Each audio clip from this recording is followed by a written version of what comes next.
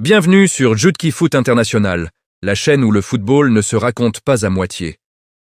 Ici, on analyse, on décortique, on explique et surtout, on met en lumière le vrai visage du football international, avec un regard particulier sur le football haïtien, caribéen et mondial.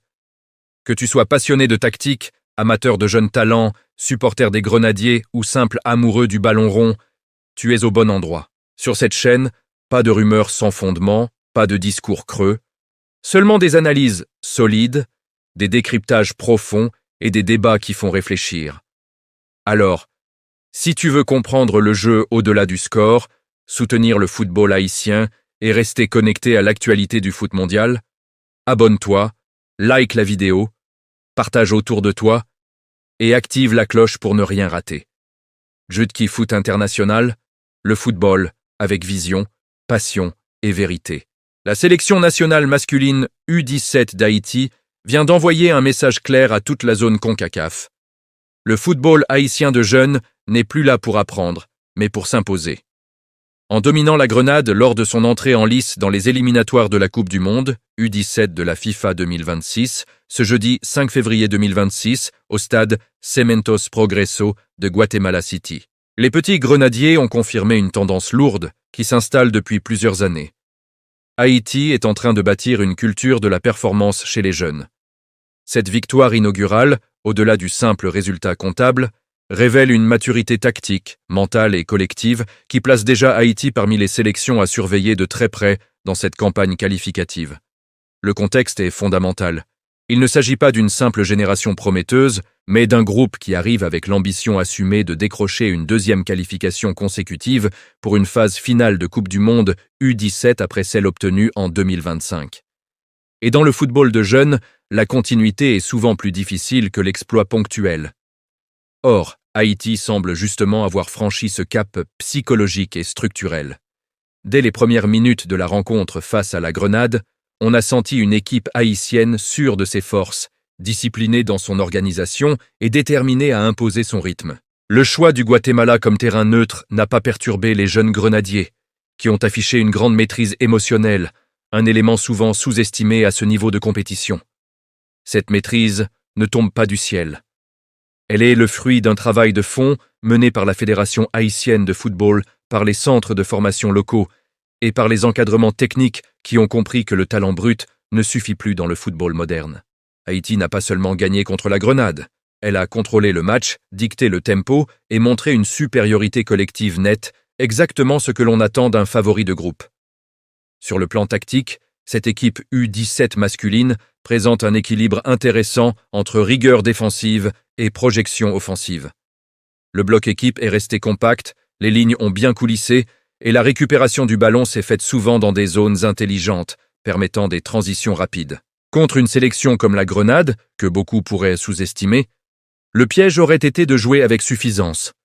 Or, Haïti a fait l'inverse. Sérieux, application, respect de l'adversaire. C'est est souvent ce genre de détail qui distingue une équipe championne d'une équipe simplement talentueuse. Cette approche rappelle d'ailleurs la performance réalisée lors des éliminatoires précédents face à Saint-Vincent et les Grenadines, où Haïti avait déjà démontré sa capacité à tuer le match sans paniquer, sans se désorganiser. Mais pour comprendre pleinement la portée de cette victoire des U17 masculins, il faut absolument, inscrire dans un cadre plus large, celui de la dynamique globale du football haïtien de jeunes. Car pendant que les garçons s'imposent face à la Grenade, les grenadières U17 féminines réalisent, elles aussi, un parcours exceptionnel.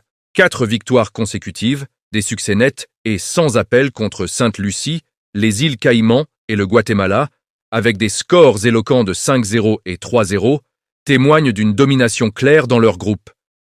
Cette simultanéité des performances masculines et féminines n'est pas anodine. Elle révèle une cohérence dans la formation, une philosophie commune et une vision à long terme. Haïti ne progresse pas par accident, elle progresse par construction. Il est important de souligner que dans la zone CONCACAF, la concurrence est de plus en plus rude. Les États-Unis, le Mexique, le Canada, mais aussi des nations comme le Costa Rica, le Honduras ou le Panama, investissent massivement dans leurs académies. Dans ce contexte, voir Haïti non seulement rivaliser, mais parfois dominer certaines sélections, est le signe d'un changement de statut. Les petits grenadiers ne sont plus des outsiders sympathiques, ils deviennent des adversaires redoutés. Cette évolution se reflète dans l'attitude des joueurs, dans leur langage corporel, sur le terrain, dans leur capacité à gérer les temps faibles et à accélérer au bon moment. Sur le plan mental, cette génération U17 masculine montre une maturité impressionnante. Jouer un premier match de qualification est toujours délicat, car la pression du résultat est immédiate. Une entrée ratée peut compliquer toute une campagne. Haïti, au contraire, a abordé cette rencontre avec calme et confiance, comme une équipe consciente de son projet de jeu. Cette confiance ne doit cependant pas se transformer en excès d'assurance. Et c'est là que le rôle du staff technique sera crucial pour maintenir les joueurs concentrés sur chaque échéance. Le tournoi est encore long, les matchs à venir seront plus disputés, et chaque détail comptera. D'un point de vue symbolique, cette victoire a aussi une portée énorme pour le football haïtien dans son ensemble. Dans un pays confronté à de nombreuses difficultés sociales, économiques et sécuritaires, le football demeure l'un des rares espaces de fierté collective et d'unité nationale. Voir des jeunes de moins de 17 ans porter le drapeau haïtien avec dignité et ambition sur la scène internationale envoie un message fort à toute une génération. Cela dit aux jeunes des quartiers populaires, aux académies de province, aux écoles de football improvisées. Oui, c'est possible. Oui, le travail peut payer. Oui, Haïti peut rêver grand. Il faut également insister sur l'importance stratégique de ces compétitions U17. Elles ne sont pas seulement des objectifs en soi, mais aussi des tremplins vers les sélections U20, olympiques et, à terme, la sélection nationale A. Chaque qualification, chaque campagne réussie enrichit le vivier de joueurs expérimentés au niveau international. C'est ainsi que se construit une nation de football durablement compétitive. La participation au Mondial U17 2025 a déjà laissé des enseignements précieux. L'objectif en 2026 est clair. Faire mieux, aller plus loin, et surtout confirmer que cette présence n'était pas un coup d'éclat isolé. En conclusion, la victoire des U17 masculins D. Haïti contre la Grenade lors de cette première journée des éliminatoires de la Coupe du Monde 2026 est bien plus qu'un simple succès sportif. C'est un signal fort envoyé à la CONCACAF, une confirmation de la progression du football haïtien de jeunes et une source d'espoir immense pour tout un pays. Associée aux performances exceptionnelles des grenadières U17 féminines, elle dessine les contours d'un avenir prometteur, à condition que cette dynamique soit protégée, accompagnée et renforcée.